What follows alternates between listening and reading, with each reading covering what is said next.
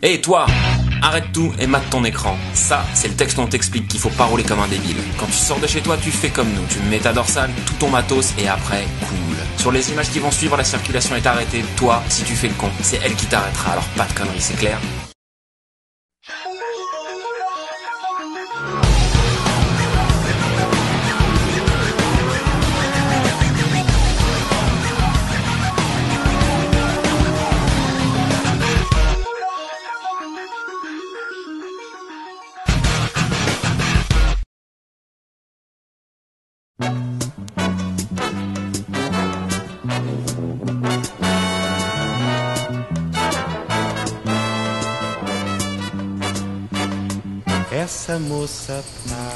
Bonjour et bienvenue dans cette 8e émission de Moto et Motard, placée sous le soleil du spécial vacances.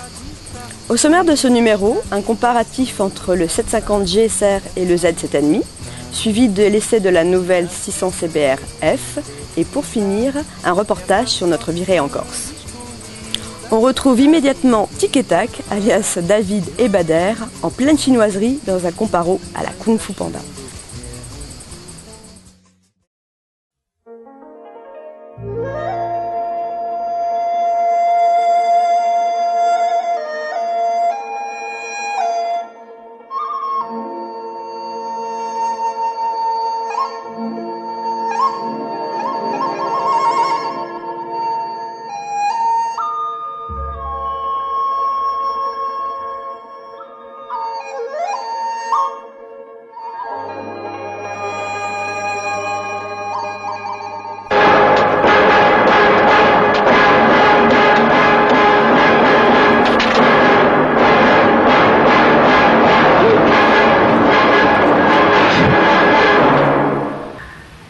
你不用再走了，今天你插翅也难飞。你不要以为你自己创造了一套鹰爪擒蛇手天下。鹰蛇两派100年来的仇怨，今天可以了断，从此世上不会再有蛇心拳了。哼！今天我白长天就算拼了这条老命，都要跟你周旋到底。那我就让你这条老蛇归西。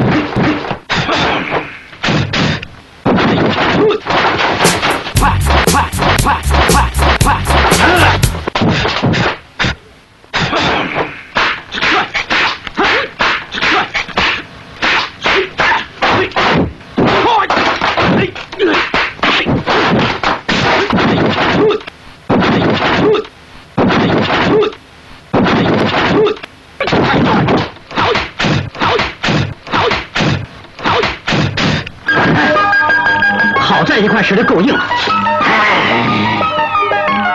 嘿，一个真够狠毒的，冒充我师叔，我差点就上了你的当。原来你想杀我师傅。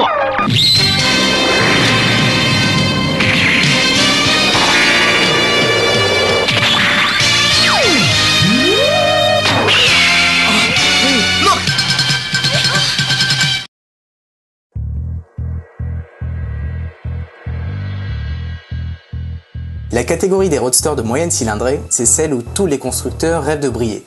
Pourquoi ? Parce que c'est là qu'on trouve les machines les plus vendues du marché. Financièrement accessibles, performantes et lookées, elles font un vrai carton par chez nous.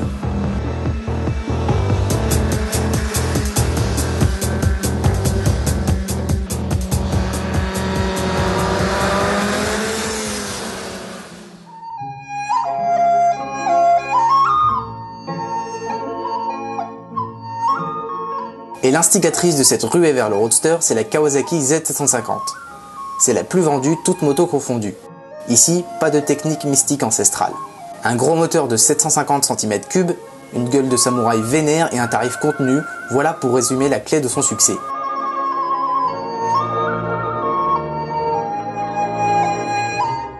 La finition est parmi les meilleures que l'on peut avoir sur le marché et même si l'équipement reste plutôt basique, avec un cadre et bras oscillants en acier, des freins low cost et des suspensions classiques tout juste réglables, il faut dire que l'ensemble est très bien mis en valeur. Il n'y a qu'à regarder des détails comme le compteur racé, les disques de frein pétales, les finitions de carter moteur ou encore les formes voluptueuses pour tomber sous le charme de la Kawa. Mais serait-ce suffisant pour contenir la nouvelle menace ?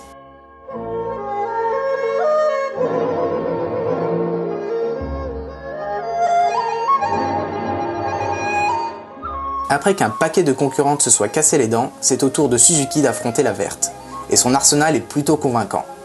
Là aussi, un gros 4 cylindres en ligne de 750 cm3, issu de la famille GSXR, un coup de crayon moderne et efficace et un tarif compétitif. Dans les grandes lignes, on croirait parler de la même machine, mais en regardant de plus près, on ne s'y trompe pas.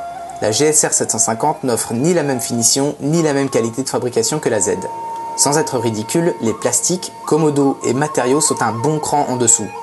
À l'image du faisceau électrique pas toujours discret, compteur très complet et lisible, mais qui fait plastique et traitement de surface moins aguicheur. Même chose pour la partie cycle, disposant de moins de réglages et moins bien maquillée.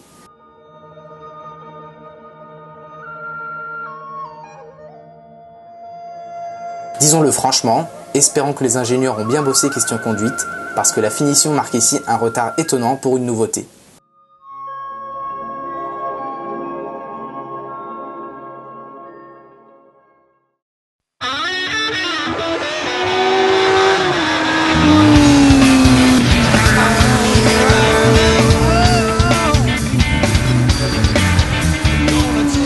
Bon, la Z, on commence à la connaître. Elle demande de la volonté et une certaine dose d'expérience pour être menée à bon rythme. La faute à une partie cycle aux performances perfectibles en stabilité comme en facilité. La moindre tentative d'arsouille transforme votre gros roadster viril en saumon flasque se dandinant entre les mains d'un sushi master pour ne pas finir en maquis. Clairement, les suspensions font le strict minimum si vous ne passez pas un peu de temps à les régler.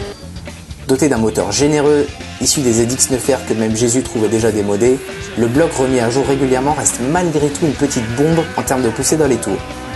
On précise dans les tours car, pour un 7,5, le 4 pattes Kawa manque un peu de wasabi à mi-régime.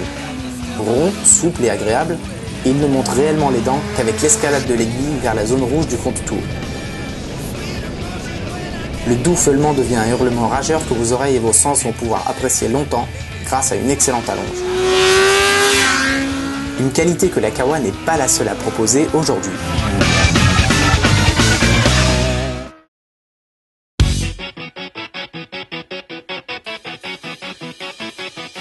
La première chose qui marque en passant sur la Suzuki, c'est à quel point les ingénieurs ont su offrir, avec aussi peu de matos à première vue, des capacités dynamiques dignes de ce nom. Clairement, la GSR est conçue pour une prise en main immédiate.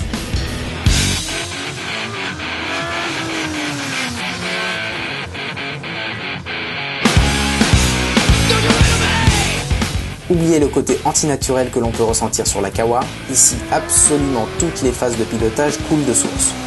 L'avant semble léger et précis, tandis que les suspensions, plus souples que sur la Z, travaillent efficacement pour offrir confort et tenue de route impériale. Même constat concernant le freinage, sensiblement plus puissant ici. À pilotage égal, on est bien plus rapide en faisant moins d'efforts sur la SUV. Les 16 kg d'écart en faveur de la GSR ne sont pas étrangers à cela et aident aussi sûrement cette dernière quand il s'agit d'accélération. Si le moteur issu des GSXR a été dégonflé pour offrir plus de couple en bas, il garde ses gènes de sportive en se montrant bien plus diabolique passé les 9000 tours. Le fameux bruit de boîte à air qu'on retrouve sur les sportifs de la marque est bien présent et participe aux sensations une fois le regain de puissance arrivé.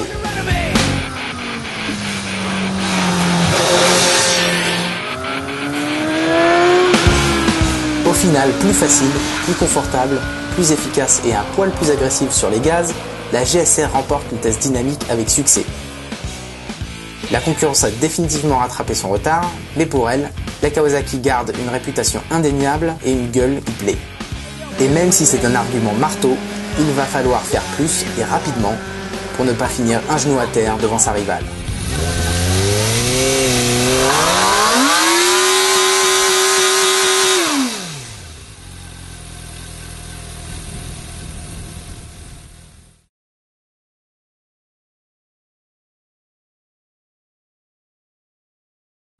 Attention, partez. Il est déjà en train de se marrer, tu sais.